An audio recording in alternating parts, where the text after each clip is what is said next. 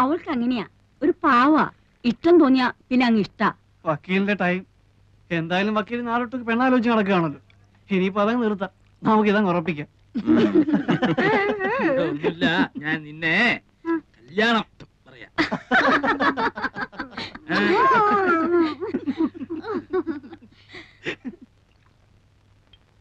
പാവാ, ഇണങ്ങിയാ പിന്നെ അങ്ങ് ഇണക്കാം. അല്ലെങ്കിലേ അതുപോലെയാ. ആ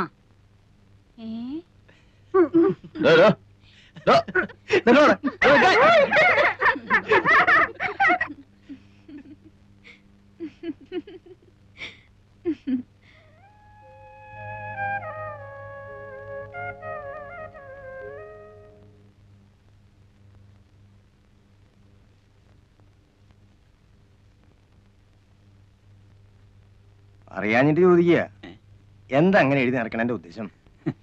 ഏയ് ഒന്നുമില്ല, ഈശ്വര എന്താ അത്ര തന്നെ. ഇതിങ്ങനെ എഴുതി വെച്ചിട്ട് 1,00,000 എത്തുമ്പോ തിരുപ്പതിക്കോ ഗുരുവായൂർക്കോ മറ്റോ അയച്ചു കൊടുക്കും.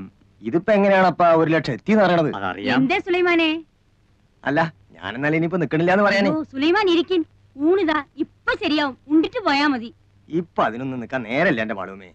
ഇന്നിപ്പോ ഇവിടുന്ന് ഊണ് കഴിച്ചിട്ടില്ലാന്ന് വെച്ചിട്ട് എന്താ, ഞാൻ ഈ വീട്ടിൽ നിന്ന് എത്രയാ ഊണ് കഴിച്ചിരിക്കണം? ആയിക്കോട്ടെ, പോയിട്ട് കാര്യമുണ്ട്, അതുകൊണ്ടല്ലേ. അല്ലെങ്കിൽ ഇപ്പൊ എന്താ? അല്ല, മൂപ്പൻ എന്താ പറഞ്ഞത്? അദ്ദേഹം ആയതുകൊണ്ട് ക്ഷമിച്ചു. ആ പെണ്ണിന് തല നേരെയാവില്ല. എന്ത് ചെയ്തിട്ടും പറഞ്ഞിട്ടും അവൾക്ക് ഒരു മാറ്റവും ഇല്ല. 2 ദിവസം കഴിഞ്ഞിട്ട് വീണ്ടും കൂട്ടിക്കൊണ്ട് ചെല്ലാന്ന് വിചാരിച്ചിരിക്കാ ഞാൻ. ഇനിയിപ്പോ സാരല്ല, മൂപ്പരുടെ ആ വാശി ഒന്ന് തീർന്നല്ലോ. വലിയ ഡിമാൻഡും പറഞ്ഞിരുന്നിട്ട് അവള് മൂപ്പന്റെ പേരെന്ന് ഇറങ്ങി വരുന്നത് നാട്ടുകാർ മുഴുവൻ കണ്ടല്ലോ, അത് മതി. എന്നാലും എനിക്ക് എന്തോ പേടിക്കാണ്ടിരിക്കും ആളുമേ, മൂപ്പന്റെ ദേഷ്യം മാറിയില്ലേ. ഇനിയിപ്പോ നിങ്ങളാരെ ഭയക്കണത്? ഞങ്ങളൊക്കെ ഇല്ലേ. ഇവളൊക്കെ നേരെയാവും. 2 ദിവസം കൂടെ സമയം കൊടുക്കി, നേരെയാവാണ്ട എവിടെ പോവാൻ? നിങ്ങളല്ലേ ആള്.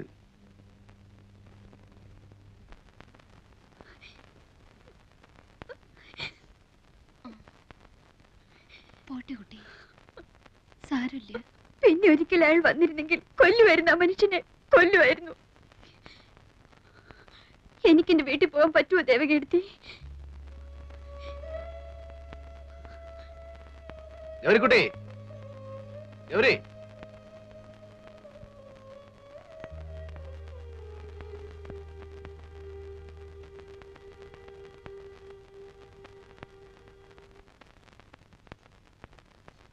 എവിടെ സാറേ ഗൗരിക്കുട്ടി? ഇപ്പൊ വരും. ഒന്നിങ്ങോട്ട് ഇറങ്ങി വരാൻ പറയാൻ നന്നായിരുന്നു. ഒന്നിനുമല്ല, വെറുതെ ഒന്ന് സംസാരിച്ചിരിക്കുന്നതുകൊണ്ട് ബുദ്ധിമുട്ടൊന്നുമില്ലല്ലോ. എന്താ കറിയച്ചേട്ടൻ എന്നോട് സംസാരിച്ച എന്റെ കാര്യം വിടന്റെ മോളെ, എനിക്ക് സംസാരിച്ചിരിക്കാൻ നീ പോലും വേണമെന്നില്ല. ദേ, ആ പയ്യന്റെ മുഖത്തേക്കൊന്ന് നോക്കിയേ. ഗൗരിക്കുട്ടി എന്ന് കേട്ടത് കൊണ്ട് മാത്രം ചാടി പുറപ്പെട്ട കക്ഷിയാ. ലൈഫിൽ ആദ്യമാ.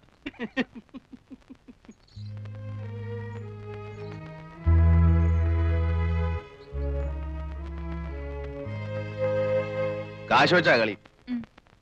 കടവില്ല. അമ്മയെ വിളിക്കും. നീയില്ലല്ലോ? എനിക്കറിയില്ലല്ലോ. വെറുതെ നല്ല കുട്ടികളെ കൂടെ കൂടെ കൂട്ടി.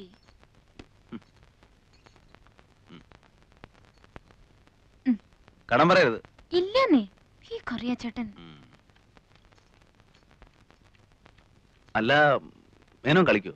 അസലായി കളിക്കും. നമ്മുടെ കാശ് പോയോ? വേണ്ട, അവന് കളിക്കാനും അറിയില്ല, കയ്യിൽ കാശും ഇല്ല.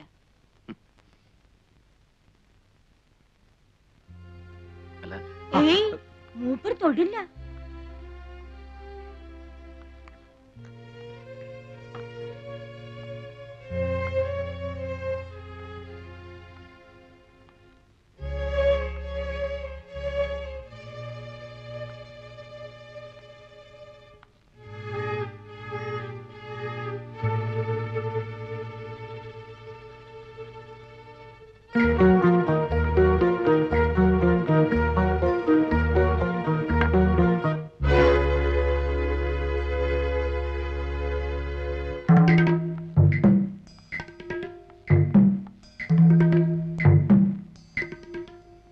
ആരാ ആരാ ഉള്ളത്?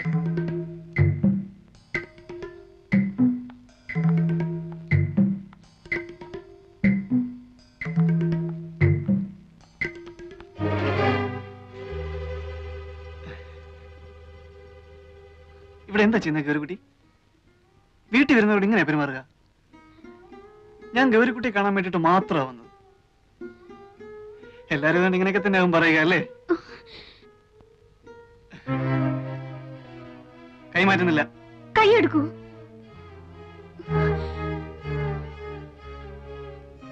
എടുക്കാം. പക്ഷെ ഒരു കാര്യം, ഒരു 2 മിനിറ്റ് എന്നോട് സംസാരിച്ചിട്ട് ഇവിടുന്ന് അനങ്ങുള്ളൂ എന്ന് ഗ്യാരണ്ടി തരണം.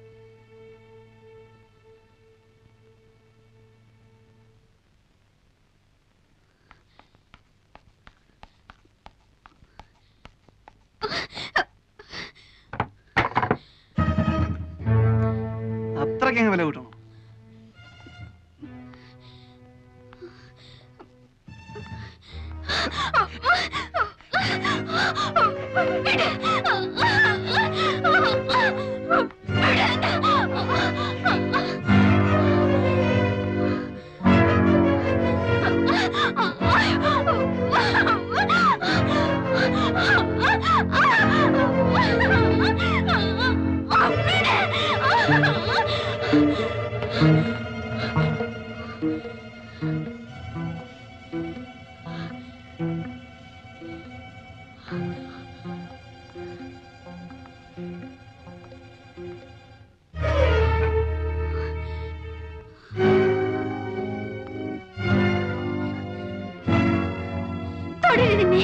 പതിവ്രതമായി കാണും.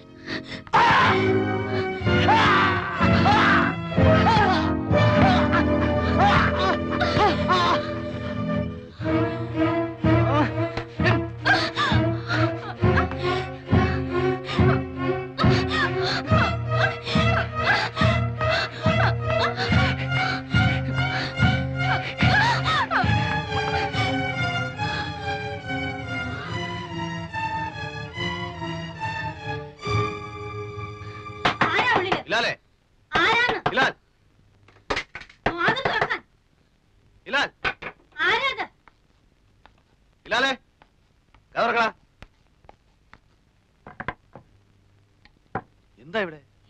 ആരാ വിളിച്ചത്? ഓ അങ്ങനെ. ആരായിരുന്നു വിളിച്ചത്? നീയോ ഇവളോ? ആരും വിളിച്ചില്ലല്ലോ. ആരും വിളിച്ചില്ലേ? ഓ അത് എന്റെ കാലാ കമ്പിത്തിട്ടെന്ന് വീണു. അപ്പൊ വിളിച്ചു പോയതാ. ഒന്നും പറ്റിയില്ലല്ലോ.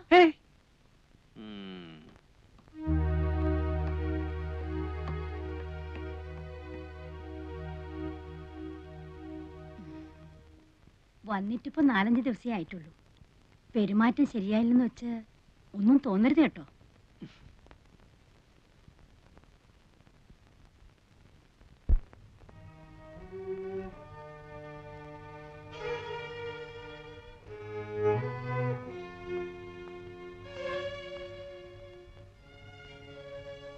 എന്താ കുട്ടി ഇത്?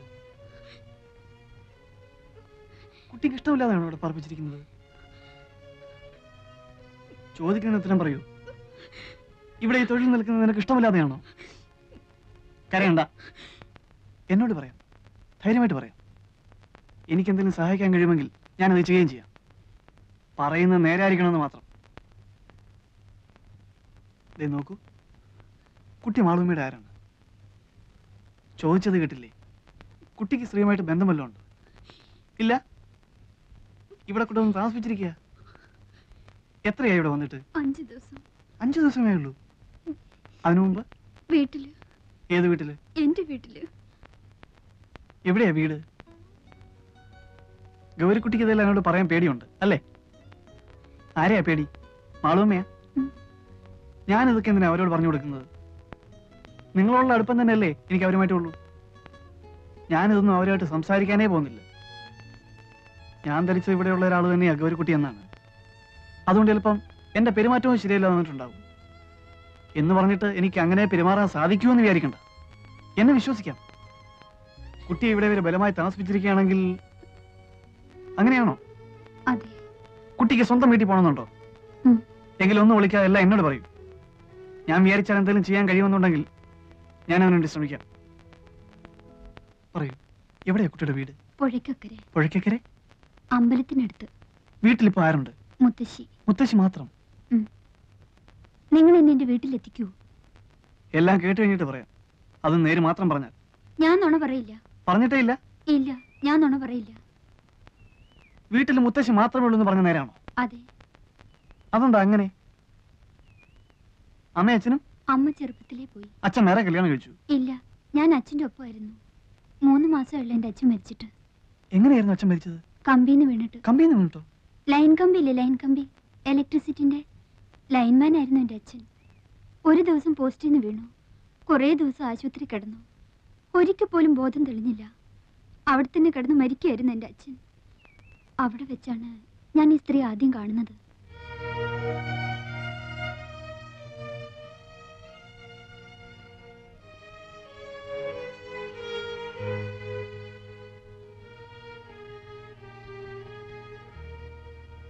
ഇന്ന് എത്രയായി?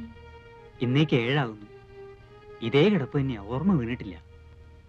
ഇത് മാധവൻകുട്ടിയുടെ അമ്മയാ. മോളാ, ആകെ ഒന്നേ ഉള്ളൂ.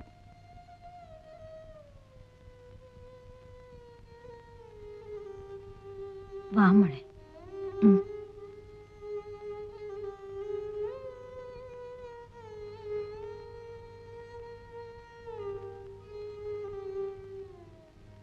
വിഷമമുണ്ട് മോളെ, വല്ലാതെ വിഷമമുണ്ട്. കേശവന്റെ അളിയന് ഇങ്ങനൊരു അപകടം ഉണ്ടായെന്ന് കേട്ടപ്പോ വരാണ്ടിരിക്കാൻ കഴിഞ്ഞില്ല. പക്ഷേ ഇവിടെ വന്ന് നിന്നെ കണ്ടു കഴിഞ്ഞപ്പോ വരണ്ടായിരുന്നു എന്ന് തോന്നുക.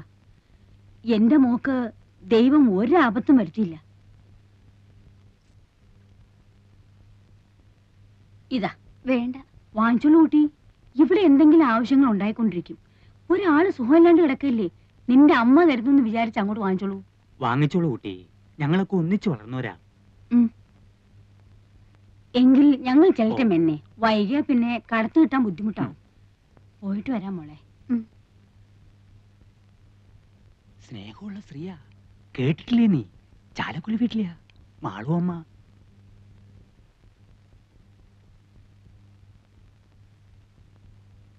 എന്റെ അച്ഛൻ മരിച്ചപ്പോൾ അവർ വീണ്ടും വന്നു. അന്നും കുറച്ച് കാശ് എന്റെ കയ്യിൽ തന്നിട്ട് പോയി. പിന്നെയും അവർ വന്നു, പിന്നെയും 2-3 വട്ടം.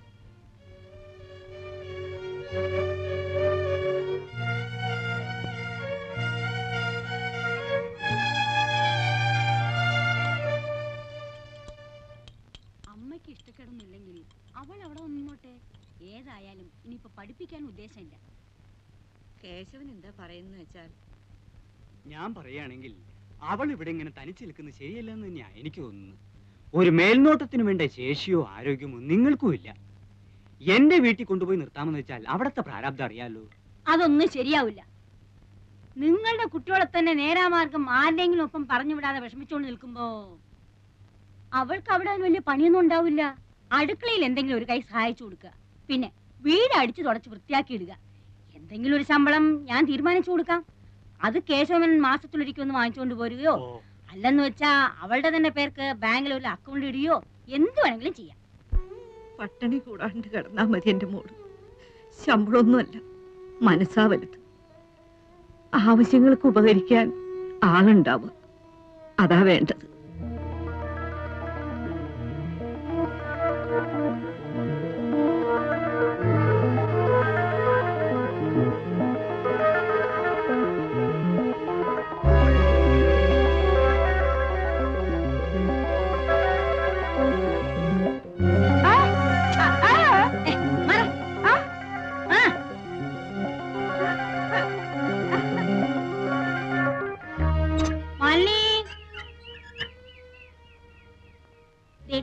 ഈ മുറി നീ എടുത്തുള്ളൂ കേട്ടോ.